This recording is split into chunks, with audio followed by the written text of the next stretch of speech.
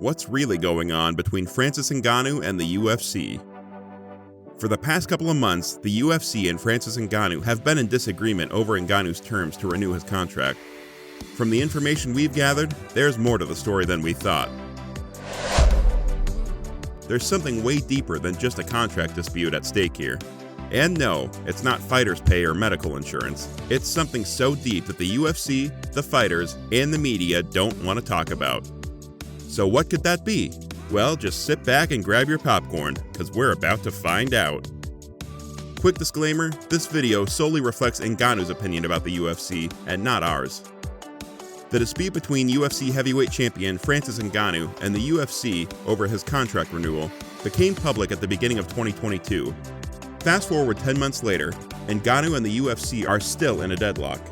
Ngannou hasn't renewed his contract with the UFC, and if his contract expires in December, he's totally free to go into a different combat sport or an entirely different MMA promotion. Now, why does this matter?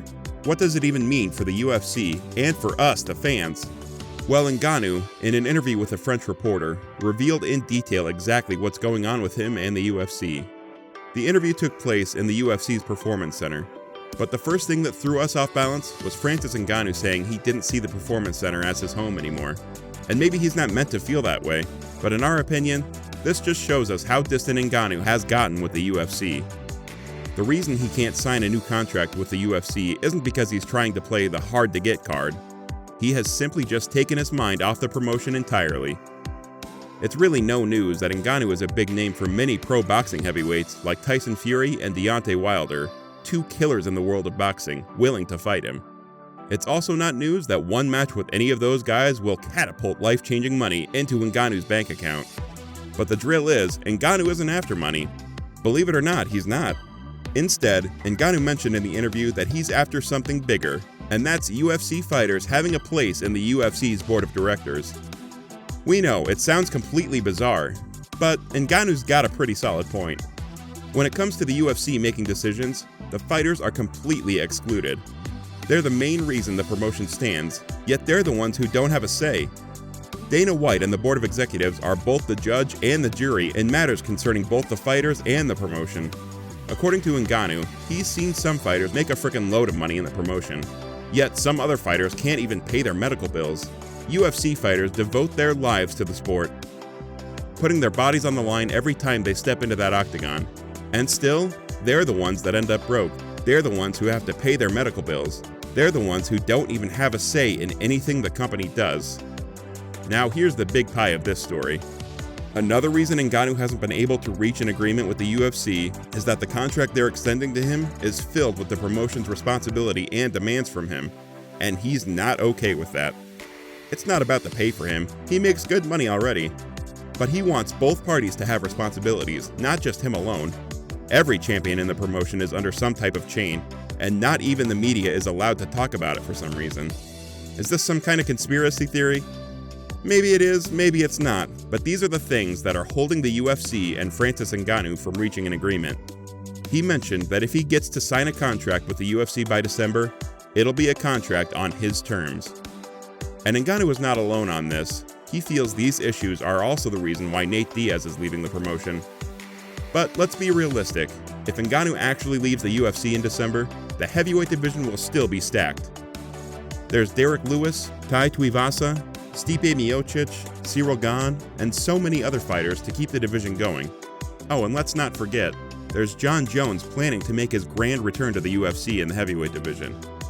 While no one can take away the fact that he's still the champion, Ngannou is mentally ready to leave the UFC by the end of 2022. He's been ready since he fought Cyril Gane back in January. He mentioned how he didn't train for almost 3.5 weeks before the fight, how he also could have called off the fight but didn't, and how sad he felt during the fight. And if you actually look back on that fight, you'd see that Ngannou looked different that night. In the first 2 rounds, Gane had the upper hand. These were also the rounds Ngannou started questioning why he even took the fight in the first place. He had to put in everything he had, and we mean everything. We saw him try some grappling and jiu-jitsu on the ground, which was really funny at the time, but it just showed us the extent he was willing to go to defend his title and ultimately be in the UFC. Even after he won by unanimous decision, you could see in the eyes of Ngannou that he wasn't thrilled by whatever was going on around him. He said during the interview that at that moment, he felt very emotional and disrespected by the UFC. Even the aftermath of the fight came with its own drama. Some fans and media outlets scored the fight differently, stipulating that Cyril Gane actually won. But that's fine though. Unanimous and split decision wins are always met with a lot of controversies because different sources score the rounds differently. Gane also felt he won the fight fair and square. And with Gane also getting a knockout win over Tai Tuivasa at UFC Fight Night in France, Gane wants a rematch for the title. To put into context how Ngannou just isn't feeling the UFC anymore, he said he wasn't even thinking about a rematch with Gane. All the man wants is for his knee to heal up and for him to finally see how he can settle with the UFC. He's open to staying in the UFC. All he wants is some type of commitment from the UFC as well. Maybe it's healthcare, maybe it's the pay, or maybe it's for one fighter, any fighter at all, to represent other fighters as a member of the UFC board. We don't know. But this man knows what he truly wants and will make sure he gets it. If he's not getting it, then he's willing to leave everything behind and start a pretty solid career in another combat sport, or even business. You heard that right, Ngannou has mapped everything out in his head. He's channeled some of his money into starting a production company and a few other businesses that are in the pipeline for him. People think the UFC can't get rid of him, but Ngannou believes they can. And just in case that ever happens, or for some reason he never fights MMA again, his contingency plan is all set. Remember, Ngannou is primarily a boxer and started MMA for fun. The bigger picture to this is, if Ngannou finally comes to terms with the UFC and signs a contract before December, but is still held back with his knee injury, the UFC might set up an interim championship fight between the returning John Bones Jones and Stipe Miocic. While that fight will literally make fans go crazy, there's another option. If Ngannou fails to reach an agreement with the UFC, then it's goodbye to him and he'll have to relinquish the title. Now, here's my question to you. Why haven't you liked this video? You stayed to this point, just give it a thumbs up already. Okay, that's actually not the question, but you should like this video either way. Here's the real question. If Francis Ngannou relinquishes the title in December, who would be your pick to fight for the vacant title come early 2023? Let me know your thoughts in the comments section below. I'll see you on the next video showing on your screen. Click on it, and let's head over.